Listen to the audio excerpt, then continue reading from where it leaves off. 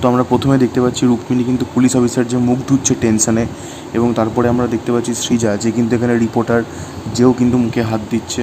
তো সে কিন্তু মুখে হাত দিয়ে সেই জায়গাটা থেকে পালাচ্ছে, তার মানে অবাক করার মতো কিছু হয়েছে হয়তো। এবং এখানে আমরা দেখতে পাচ্ছি স্বস্তিকা মুখার্জিকে, এবং সৃজা কিন্তু মুখে হাত দিয়ে এই যে আইডেন্টিটি কার্ড পড়ে আছে, তার মানে সে হচ্ছে রিপোর্টার। এবং স্বস্তিকা মুখার্জিকে কন্ট্রোল করতে পারছে না নিজেকে, তার জন্য এরকম আগ্রাসন। এবং সৃজা কী দেখলো যে সে মুখে হাত দিয়ে দিয়েছে এভাবে, এবং স্বস্তিকা মুখার্জি কী ফেলছে ওইভাবে, এবং সে কেন নিজেকে কন্ট্রোল করতে পারছে না, তার মানে পরিস্থিতি কোন পর্যায়ে গেছে। এবং সৃজা যেটা দেখছে সেটা কি সে প্রেসের সামনে, পাবলিকের সামনে নিয়ে চলে আসবে। এই যে সৃজা কী এমন দেখলো যে মুখে হাত দিয়ে সেখান থেকে কিন্তু সে পালাচ্ছে, এবং স্বস্তিকা মুখার্জি কন্ট্রোল করতে পারছে না।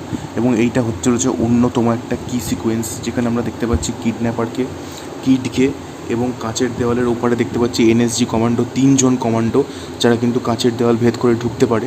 এবং যে জায়গাতে এই ঘটনাটা হচ্ছে সেইটা কিন্তু হচ্ছে ওই কিড, মানে যে বাচ্চা মেয়েটি আছে তার মা, তথা হচ্ছে মাল্টি ন্যাশনাল কোম্পানির যে সিইও, তথা হচ্ছে স্বস্তিকা মুখার্জির অফিসের যে কেবিন, মানে যে কেবিনে স্বস্তিকা মুখার্জি বসে, সেই অফিসে কিন্তু আমরা দেখতে পাচ্ছি যে তার বাচ্চা মেয়েটা আছে। এবং সেই বাচ্চা মেয়েটাকে যে কিডন্যাপার করেছে, তথা কিডন্যাপার দেব, সে কিন্তু হাতে বন্দুক নিয়ে আছে এবং পেছন দিয়ে কিন্তু এনএসজি কমান্ডো ঢুকছে। এটা হতে চলেছে অন্যতম একটা সাসপেন্সফুল সিকোয়েন্স। এবং এরপরে আমরা পরাণ বন্দ্যোপাধ্যায়কে দেখতে পাচ্ছি গাড়িতে, সে কিন্তু ফুলের মালা পরেছে এবং তার গলায় কিন্তু মালা পরানো আছে এবং সে হাত দেখাচ্ছে। এটার থেকে কিন্তু বোঝা যাচ্ছে যে সে কিন্তু একটা পলিটিশিয়ান হতে চলেছে। এবং তার হাসি যেরকম, তার বেশভূষা সাজসজ্জা যেরকম, তাতে কিন্তু তাকে নেগেটিভ শেডের পলিটিশিয়ানের চরিত্রে দেখা যাবে বলেই অনুমান করা হচ্ছে। সুতরাং তাকে যেভাবে দেখা গেছিলো প্রধানে, তার ঠিক উল্টোভাবে কিন্তু তাকে এবারে দেখা যাবে। সে হয়তো অযোগ্য লোকেদের চাকরি পাইয়ে দেয় এবং তার জন্য যোগ্য লোকেরা বঞ্চিত হয়, এবং সেই কারণে তার জন্য হয়তো প্রচুর পরিমাণে দুর্নীতি বেড়ে চলেছে। এবং তাই জন্য কিন্তু দেবের টার্গেটে সেও কোথাও গিয়ে চলে আসবে, দেবের দাবিতে কিন্তু কোথাও গিয়ে সেও চলে আসবে। এবং সে এই যে স্ক্রিন টাইম তার কিন্তু আহামরি কিছু হবে না, তার কারণ সে কিছুটা সময় জুড়ে আসবে, বাট সে নেগেটিভ চরিত্র হবে, এটুকু শিওর। তো এরপরে আমরা প্রথমে কী জানতে পারলাম, দেব হস্টেজ করে নেবে কোম্পানিটা, ফার্স্ট এটা হবে। আচ্ছা, তারপরে কি হবে? তারপরে স্বস্তিকা কেবিনে যাবে এবং স্বস্তিকার কেবিনে সেই বাচ্চাটাকে সে বন্দুকের নলের ডগায় নিয়ে আসবে। আচ্ছা, তারপরে কি হবে? তারপরে সেই কেবিনে এনএসজি কমান্ডো ঢুকে বাচ্চাটাকে উদ্ধার করার চেষ্টা করবে এবং আপ্রাণ চেষ্টা করবে। এবং তারপরে কি হবে? তারপরে দেব কোনোভাবে কিন্তু সেখান থেকে পালিয়ে যাবে, যেটা আমরা দেখতে পাচ্ছি ভালো করে। সুতরাং দেব হস্টেজ সাকসেসফুল হবে। তারপরে কি হবে?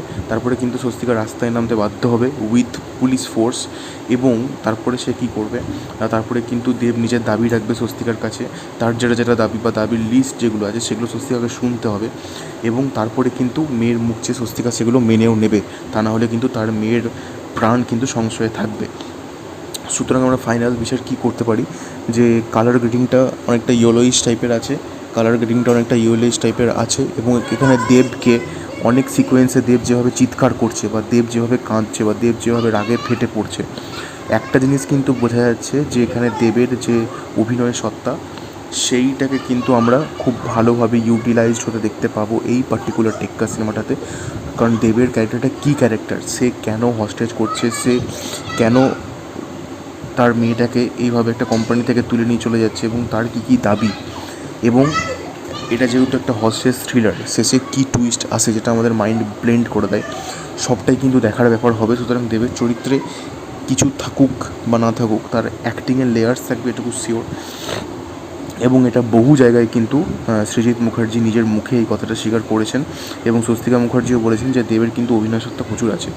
Swastika Mukherjee as mother terrific, তবে তার সংলাপ আরও ভালো হলে ভালো হতো। ফুল স্টপ বলার পরিবর্তে একটা মুখরোচক যদি কোনো সংলাপ থাকতো, তাহলে কিন্তু যেটা টিজারের শেষ পাঞ্চ, সেটা আরও বেশি ওয়ার্ক করতো বলেই মনে হয়। এবং এখানে টোটা রায়চৌধুরী চরিত্রটার ব্যাপারে জানা গেল না। আরিয়ান তো অফিসে কাজ করে স্বস্তিকা মুখার্জির, এবং পরাণ বন্দ্যোপাধ্যায় তো একজন নেগেটিভ সেটের পলিটিশিয়ান, শ্রীজাত রিপোর্টার, যে সেই সময় কিন্তু ওই কর্পোরেট অফিসেই থাকবে, পরবর্তীকালে যেটা মিডিয়ার সামনে আসবে। এবং রুক্মিণীর চরিত্র কিন্তু ধরতে চাইছে, প্রথমে প্রচুর বাঘা হওয়ার চেষ্টা করছে, বাঘা পুলিশ অফিসার হওয়ার চেষ্টা করছে, বাট পরবর্তীকালে কিন্তু দেবের কাছে ভয় খেয়ে যাচ্ছে, এটা আমরা দেখতে পাচ্ছি। এবং এছাড়া যদি আমরা বলি বাচ্চা মেয়েটা, তো সে কি দেবের অ্যাকচুয়ালি কেউ হয়? কারণ দেব তার কোনো ক্ষতি করবে না এটুকু শিওর। এবং সে কি স্বস্তিকা মুখার্জির আদৌ নিজের মেয়ে নাকি অ্যাডপ্টেড চাইল্ড, সব কিছু নিয়ে কিন্তু ধোঁয়াশা তৈরি হচ্ছে। তবে টিজার ভালো হতে পারতো আরও।